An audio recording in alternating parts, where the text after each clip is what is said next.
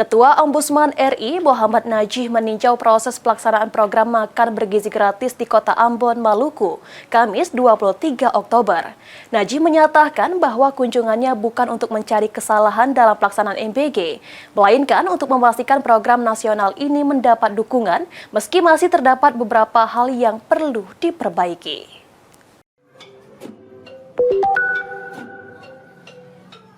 Ketua Ombudsman Republik Indonesia Muhammad Najih melakukan kunjungan kerja di Kota Ambon, Maluku, Kamis 23 Oktober. Kunjungan tersebut bertujuan untuk meninjau pelaksanaan program makan bergizi gratis (MBG) agar program andalan Presiden itu dapat berjalan sesuai dengan standar yang ditetapkan. Najih menyatakan kedatangannya bukan untuk mencari kesalahan dalam pelaksanaannya, melainkan untuk memastikan program nasional ini mendapat dukungan.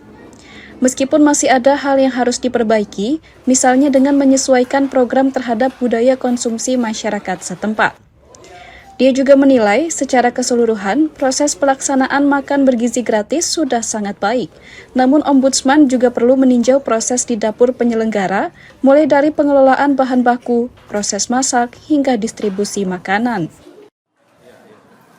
Bahwa memang sesuai dengan standar, kebetulan yang saya lihat tadi di kelas 3, itu kelas yang masih beda dengan kelas 4 sampai kelas 6, itu tentu kualitasnya lebih banyak daripada yang kelas 3 sampai kelas 1.